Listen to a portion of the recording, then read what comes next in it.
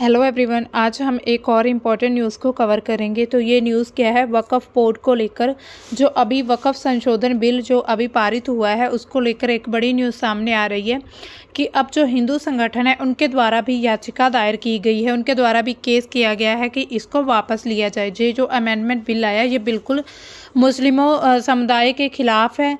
तो इसी वजह से अब हिंदुओं ने भी मिलकर उनका जो समर्थन करना शुरू कर दिया है। तो आइए अब देखते हैं पूरी न्यूज़ क्या है। केरल स्थित हिंदू संगठन श्री नारायण मानव धर्म ट्रस्ट ने वक्फ संशोधन अधिनियम 25 को चुनौती देते हुए सर्वोच्च न्यायालय का दरवाजा खटखटाया, जिसमें उन्होंने तर्क दिया कि यह कानून भारत में मुस्लिम समुदाय के अस्तित्व को खतरा पहुंचाता है। तो उन्होंने कहा कि उनके अस्तित्व के लिए खतरा है, तो उनका समर्थन कर रहे हैं। और क्या कहते हैं वो, अब देखिए न्यूज़ के चर्चे में क्यों है। श्री नारायण गुरु ने कहा, ये श्री नारायण गुरु हैं, एक हिंदू संगठन के जो नेता हैं वो ट्रस्ट इस अधिनियम के भारत में मुस्लिम समुदाय और हमारे देश में सामाजिक न्याय के व्यापक मुद्दे पर पड़ने वाली विनाशकारी प्रभाव के प्रति निष्क्रिय दर्शक बना नहीं रह सकता। मतलब उन्होंने कहा कि हम सिर्फ इसको देखते नहीं रह सकते कि हम भारत में कुछ भी हो ही जाए हम देखते रहें। उन्होंने कहा कि जो भी सामाजिक न्याय है उस पर हम ज़रूर बात बोलेंगे, खुलकर विरोध करेंगे अगर कहीं भी सामाजिक न्याय नहीं हो रहा है। सिद्ध ऋषि और दार्शनिक श्री नारायण गुरु की शिक्षाओं और मूल्यों को बढ़ावा देने के लिए 23 में स्थापित किया गया था ये धर्म ट्रस्ट। संशोधित वक्फ अधिनियम के प्रावधानों को चुनौती देने वाली याचिकाओं के चल रहे समूह में हस्तक्षेप करने की मांग है।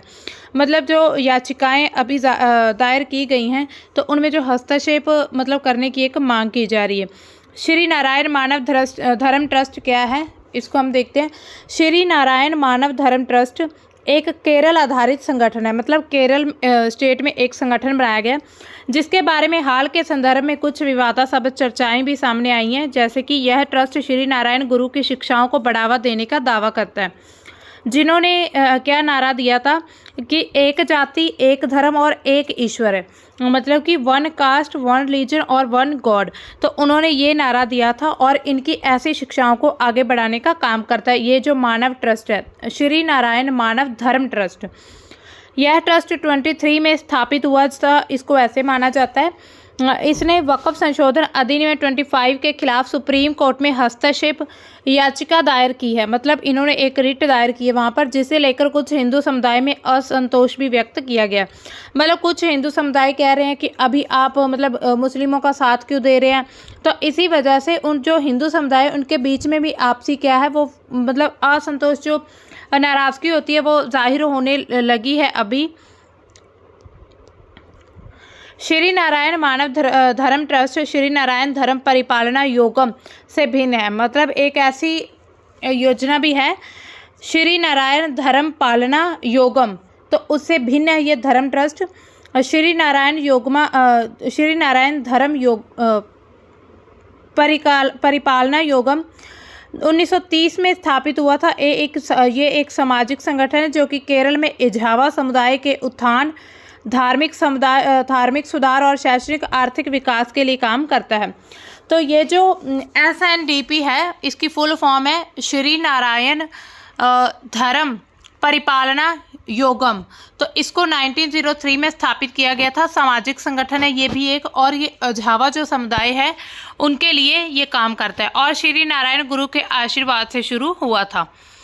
कौन थे ये श्री नारायण गुरु, कौन थे, यहाँ पर आप पिक्चर देख सकते हैं।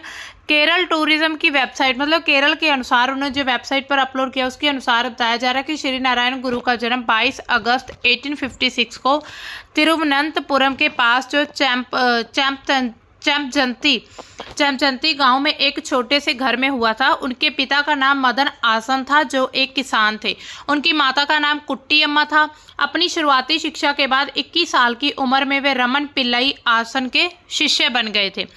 रमन पिल्लई आसन मध्य त्रावणकोर के पुथुपल्ली वनपल्ली परिवार के एक महान संस्कृत विद्वान में से एक थे। तो ये उनका जो फैमिली बैकग्राउंड है। और आगे देखिए, वर्णपल्ली ने उन्हें संस्कृत, कविता, नाटक, साहित्य, आलोचना और तर्कशास्त्र पढ़ाया था। ये सभी सब्जेक्ट वर्णपल्ली ने पढ़ाए थे उन्हें। उन्होंने वेदों और उपनिषदों का भी अध्ययन किया था, उनकी स्टडी की थी। आगे चलकर उन्होंने एक जंगल में प्रकृति की सुंदरता के बीच एक शिवलिंग भी स्थापित किया था, जिस मंदिर में लोग नियमित पूजा के लिए आने लगे थे। फिर वहाँ लोग अध्यात्म और स्वास्थ्य उपचार के लिए भी आते थे। उनकी शिक्षा और जाति और धर्म के भेदभाव के ऊपर समानता भी आधारित थी। मतलब वो जाति धर्म भेदभाव से एक साइड रख के पूरी समानता, एक समान नज़र से सभी को देखते थे, और इसी वजह से वह एक महान समाज सुधारक के रूप में भी काम करते हैं। अब देखिए, ये जो याचिका दायर की गई है सुप्रीम कोर्ट में, ये जो केरल हिंदू संगठन के द्वारा, तो उसमें क्या कहा गया है? उन्होंने कहा है कि ऐसा इसलिए क्योंकि विवादित अधिनियम द्वारा बनाई गई मुसलमानों द्वारा दान की व्यवस्था किसी भी तरह से वक़्फ़ नहीं है, क्योंकि इसमें वक़्फ़ से सबसे आवश्यक तत्वों का पूरी तरह से अभाव है। मतलब वक़्फ़ की इसमें बात नहीं की जा रही है। विवादित अधिनियम के अधिनियमन के बाद जो कुछ बचा है वह कानून में है। वास्तव में कानूनी या धार्मिक दृष्टिकोण से वक़्फ़ संस्था नहीं है। संसद के पास वक़्फ़ संस्था मतलब कि मुसलमानों द्वारा पूजा के कार्य में रूप में माना जाता है, जैसे कि प्राचीन धार्मिक प्रथा और प्रथा को समाप्त करने मिटाने का कोई अधिकार नहीं है। मतलब वो कहते हैं कि ये एक धार्मिक प्रथा है, तो इसको आप मिटा नहीं सकते, इसको ख़त्म नहीं कर सकते। जिसे संविधान के अनुच्छेद 13 और 29 वन द्वारा अन्य बातों के साथ संरक्षित किया गया है। तो उन्होंने कहा कि इससे क्या हो रहा है कि एक अनुच्छेद 13 और 29 वन का क्या उल्लंघन हो रहा है, और ये जो वक़्फ़ कानून बनाया गया। ये भी कहा गया कि 25 के संशोधन का संचयी प्रभाव यह है कि यह मुसलमानों द्वारा किए जाने वाले धर्मार्थ दान को नियंत्रित करने के लिए पूरे मुसलमान समुदाय पर असंवैधानिक सुई जेनेरिस स्टेट डिज़ाइन और स्टेट इम्प्लीफाइड स्कीम लागू करता है, जिसे वक़्फ़ के रूप में प्रस्तुत किया जाता है, लेकिन वास्तव में ये वक़्फ़ नहीं है। तो उनका ये कहना है, उपयोगकर्ता द्वारा वक़्फ़ खंड को छोड़ने सहित विभिन्न प्रावधानों को चुनौती दी गई है। ऐसा भी कहा गया है कि विवादित अधिनियम स्पष्ट रूप से लेकिन गलत तरीके से वक़्फ़ तंत्र का गैर धार्मिक संस्था के रूप में मानता है। इस प्रकार यह वक़्फ़ के मूल शासिक कानून के रूप में इस्लामी कानून के ढांचे को पूरी तरह से हटा देता है। मतलब उन्होंने कहा है कि ये जो इस्लामी कानून ढांचा है उसको ख़त्म करने की कोशिश की जा रही है, ये जो कानून पारित किया गया है इससे।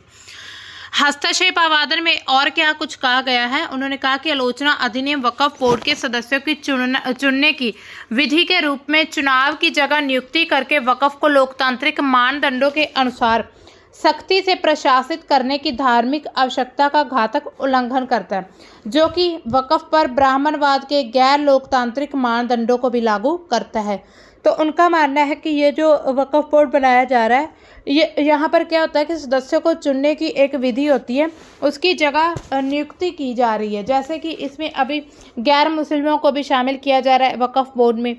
हस्तक्षेप आवेदन में advocate doctor G Mohan Gopal और वैभव चौधरी द्वारा तैयारी और निपटाया गया। इसको chief justice of India CJI Sanjiv Khanna, justice KV Vishwanathan और जस्टिस संजय कुमार की पीठ अभी जांच कर रही है। मतलब अभी इस चीज़ की जांच चल रही है। मुस्लिम समुदाय के संवैधानिक अधिकारों का उल्लंघन। उन्होंने और कहा है कि जो मुस्लिम समुदाय है उनके जो संविधान में अधिकार दिए गए हैं उसका उल्लंघन किया जा रहा है वक़्फ़ बोर्ड के तहत। याचिका में कहा गया कि अधिनियम अनधिकृत है, क्योंकि संसद के पास लोगों को किसी भी वर्ग पर ऐसी योजना लागू करने का कोई अधिकार नहीं है। मतलब उन्होंने कह दिया कि संसद के पास ऐसा कोई अधिकार नहीं है, और ये इसलिए ये संविधान के साथ धोखाधड़ी है। मतलब संविधान के साथ एक धोखा हो रहा है। यह संविधान के अनुच्छेद 21, 25, 26 और 29 वन के तहत मुस्लिम समुदाय के संवैधानिक अधिकारों का उल्लंघन करता है। मतलब ये आर्टिकल आगे हम देखेंगे, इन आर्टिकल में क्या क्या प्रावधान किए गए हैं, और इनका हवाला देते हुए उन्होंने इस संगठन ने कहा है कि ये मुस्लिम समुदाय के जो संवैधानिक अधिकार है उनका उल्लंघन हो रहा है। इसने ये भी कहा है कि वक़्फ़ तंत्र के सरकारी अधिग्रहण के परिणाम स्वरूप, मतलब जब ये सरकारी हो जाएगी ये जो पूरी प्रॉपर्टी, मुस्लिम समुदाय अपने धर्म के अभ्यास को बनाए रखने के लिए आर्थिक और वित्तीय साधन से वंचित रह जाएगा। मतलब जब ये गवर्नमेंट के अंडर हो जाएगा पूरा बोर्ड, तो जो मुस्लिम समुदाय है वो अपने धार्मिक आर्थिक कार्य करने के लिए सरकार पर डिपेंडेंट हो जाएगा। लेकिन गवर्नमेंट का तो पता ही है ना, कभी वो समर्थन करती, कभी साथ देती है, सहयोग मिलता है, कभी नहीं मिलता है। इस प्रकार विवादित अधिनियम भारत में मुस्लिम समुदाय के अस्तित्व को खतरे में डालता है, जो अपने अस्तित्व के लिए वक्फ तंत्र पर निर्भर करता है, जो सदियों से भारत में इस्लाम के प्रैक्टिस और अस्तित्व के लिए आवश्यक आर्थिक वित्तीय संसाधनों का सबसे महत्वपूर्ण सोर्स रहा है। आज भी बना हुआ है। याचिका में कहा गया कि विवादित अधिनियम मुस्लिम समुदाय की आर्थिक और वित्तीय नींव को खत्म कर देगा। मतलब ये जो विवादीय जो भी अधिनियम है, ये मुस्लिम समुदाय की जो आर्थिक और वित्तीय नींव है उसको पूरी तरह से ख़त्म कर दिया जाएगा इसके द्वारा। तो इसीलिए ये याचिका दायर की गई है, इन सभी चीज़ों को ध्यान में रखकर। अब देखिए कानून के खिलाफ क्या है, ये जो वक्फ कानून है, यहाँ पर कोई और कानून की बात नहीं हो रही, वक्फ की बात हो रही। वक्फ कानून के खिलाफ 70 से ज़्यादा याचिकाएं दायर की जा चुकी हैं। ये जानना भी जरूरी है कि वक्फ संशोधन अधिनियम 2025 को चुनौती देने वाली अकेली याचिका नहीं है। मतलब ये इकलौती ऐसा केस नहीं है। इस कानून के खिलाफ अब तक 70 से भी ज़्यादा याचिकाएं सुप्रीम कोर्ट में जा चुकी हैं। इसमें कई बड़े राजनीतिक दल हैं, जिसमें Congress, AIMIM, IUML, DMK, CPI, CPIM, आम आदमी पार्टी, YSRCP शामिल है। साथ ही all India Muslim personal law board, Jamaat Islami Hind और APCR जैसे मुस्लिम संगठन भी इस कानून का विरोध कर रहे हैं। याचिकाकर्ताओं ने वक्फ कानून में संविधान के कुछ अनुच्छेद को लेकर भी सवाल उठाए हैं। जो याचिकाकर्ता हैं उन्होंने संविधान के जो अनुच्छेद है उनको लेकर सवाल उठाए कि इन जो भी अनुच्छेद इनका उल्लंघन हो रहा है, ये संविधान के साथ धोखा है, ये भी उनका कहना है। ट्रस्ट का तर्क है कि कानून गलत है, इसे अल्ट्रा वायर्स कहा जा रहा है, संसद के पास इसे बनाने का अधिकार नहीं था, संसद किसी भी समूह पर ऐसा नियम नहीं लगा सकती, इसलिए संविधान के साथ धोखा है, यह सरकार ने बनाया और सरकार इसे लागू कर रही है। मतलब उनका कहना है कि सरकार द्वारा बनाया और सरकार को ने ही लागू किया, इसको संसद के पास कोई अधिकार नहीं है। यह मुस्लिम समुदाय के अधिकारों का उल्लंघन करती है। संविधान के अनुच्छेद 21, 25, 26, 29, 1 इसके तहत मुस्लिम समुदाय के कुछ अधिकार मिले हुए हैं। यह योजना उन अधिकारों को छीनती है, इसलिए ये गलत है। अब देखिए सरकार क्या शरारतपूर्ण झूठ, सरकार का बयान क्या है, यहाँ पर का होगा, सरकार का बयान है शरारतपूर्ण झूठी कहानी। मतलब सरकार कहती है कि ये एक शरारत है और इस पर झूठियां कहानी बनाई जा रही है, मनगढ़ंत कहानियां हैं ये। इसी बीच भारत के मुख्य न्यायाधीश CJI सजीव जस्टिस खन्ना वक्फ कानून मामले की सुनवाई में 5 मई को अलग हो गए और अब जस्टिस भूषण और गवाई की बेंच 15 मई को इस पर सुनवाई करेगी। मतलब एक जो जस्टिस है CJI संजीव खन्ना, वो इस कानून से मतलब इस केस से खुद को अलग कर लेते हैं। केंद्र सरकार ने नए वक्फ कानून का बचाव करने के लिए एक हलफनामा दायर किया है। CJI 13 मई को रिटायर होने वाले हैं और उन्होंने कहा था कि वह कोई अंतरिम आदेश पारित नहीं करना चाहते। इस मामले में केंद्र सरकार ने सुप्रीम कोर्ट में 1332 पेज का हलफनामा दायर करके इसके खिलाफ दायर याचिकाओं को खारिज करने की मांग की है। सरकार का कहना है कि वक्फ संशोधन कानून के कुछ प्रावधानों के बारे में शरारतपूर्ण झूठी कहानी फैलाई जा रही है। तो ये सरकार के द्वारा कहा जा रहा है कि ये एक झूठी कहानी है कानून के तहत।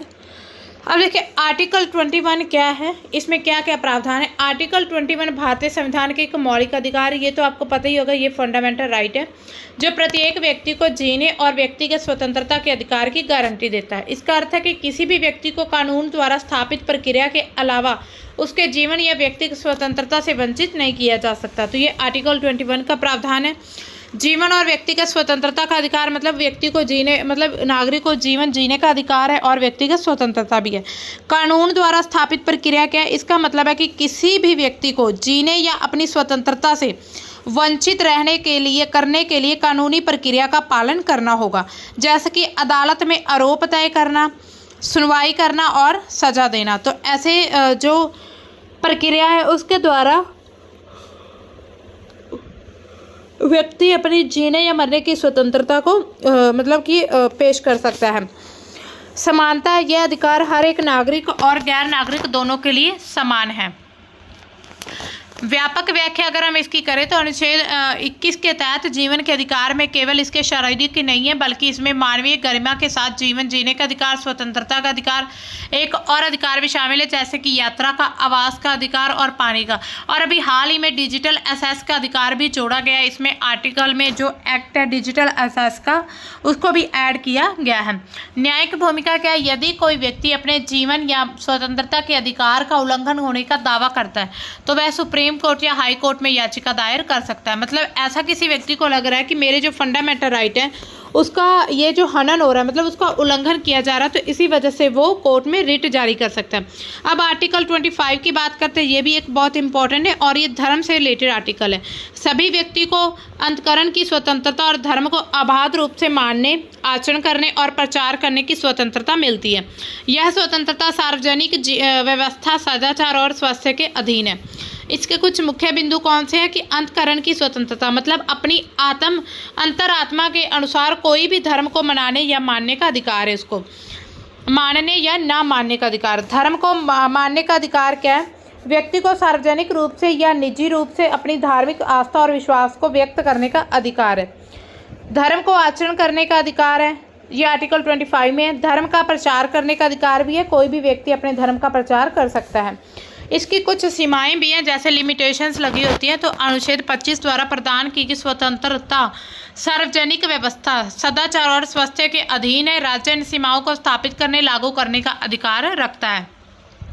अनुच्छेद 25 का महत्व क्या अगर देखा जाए तो धार्मिक स्वतंत्रता के मौलिक अधिकारों का एक ये प्रतीक, एक सिंबल है। ये सभी व्यक्तियों को अपने धार्मिक आस्था में स्वतंत्र रूप से मानने, आचरण करने और प्रचार करने का अधिकार देता है। ये अनुच्छेद भारत के धर्मनिरपेक्षता के अंडर आता है। धर्मनिरपेक्षता, यहाँ पर धर्मनिरपेक्षता ये वर्डिंग आएगी इसके आगे, ठीक है। आगे देखिए आर्टिकल 26 क्या कहता है? सार्वजनिक व्यवस्था, नैतिकता, स्वास्थ्य के अधीन रहते हुए प्रत्येक धार्मिक संप्रदाय या उसके किसी अनुभाग को यह अधिकार होगा कि धार्मिक और धर्मार्थ उद्देश्यों के लिए संस्थानों की स्थापना के लिए रख रखाव करना, धर्म के मामलों में अपने स्वयं के मामलों का प्रबंधन करना, अचल एवं अचल संपत्ति का स्वामित्व अधिग्रहण करना, ऐसी संपत्ति का कानून के अनुसार प्रशासन करना। तो ये आर्टिकल 26 है। अब 21 देख लेते हैं हम। 29 का 1 क्लॉज, भारतीय संविधान का अनुच्छेद 29 खंड 1 भारत में रहने वाले नागरिकों में के किसी भी वर्ग को अपनी विशिष्ट भाषा, लिपि, संस्कृति को संरक्षित करने का अधिकार देता है। यह अधिकार क्षेत्र के भीतर विभिन्न समूहों की सांस्कृतिक पहचान की रक्षा के लिए बनाया गया था। आर्टिकल 29(1) के बारे में कुछ मुख्य बिंदु कौन से हैं? सबसे पहले सांस्कृतिक पहचान का संरक्षण, मतलब इससे क्या होगा? विशिष्ट भाषा, लिपि और संस्कृतियों को और समुदाय में आपसी जो आदान प्रदान होगा। नागरिकों के सभी वर्गों पर लागू होना, यह अधिकतर अल्पसंख्यकों तक सीमित नहीं है बल्कि यह नागरिकों के सभी वर्गों और समूहों पर ये लागू होते हैं। राज्य पर कोई दायित्व नहीं थोपता। यदि राज्य इस अधिकार के प्रयोग में हस्तक्षेप नहीं कर सकता किंतु वह इसे सक्रिय रूप से बढ़ावा देने, लागू करने के लिए बाध्य भी नहीं है। राज्य कार्यवाही पर सीमाएं कौन सी है? राज्य ऐसा कोई कदम नहीं उठा सकता है जिससे किसी भी समुदाय की संस्कृत, भाषा और लिपि नष्ट हो जाए। स्वतंत्रता एवं स्वाधीनता पर जोर, अनुच्छेद 29(1) के तहत नागरिकों को अपनी सांस्कृतिक पहचान को बनाए रखना, संरक्षित करने की स्वतंत्रता और स्वाधीनता प्रदान की गई है। तो ये था हमारा आज का टॉपिक। ये टॉपिक हमारा इतना ही था। इसमें हमने मेन क्या किया, जो वक्फ बोर्ड अभी पारित किया गया। अब सबसे पहले देखिए वक्फ होता क्या है। वक्फ एक ऐसी संपत्ति होती है जो कि मुस्लिम समुदाय या मुस्लिम व्यक्ति के द्वारा किसी धार्मिक कार्य के लिए दी जाती है, जैसे कोई भी मदरसा बनाना हो, कोई स्कूल ओपन करना हो या कुछ भी जिसमें सामाजिक कल्याण हो सके। तो ये मिलते हैं हम अपनी नई न्यूज़ के साथ। तब तक के लिए बाय, थैंक्स फॉर वॉचिंग। और अगर आपको इस पूरे करंट अफेयर का जो PDF चाहिए तो आप हमारा टेलीग्राम ग्रुप ज्वाइन कर सकते हैं जिसका लिंक नीचे डिस्क्रिप्शन में दिया गया है। Thank you.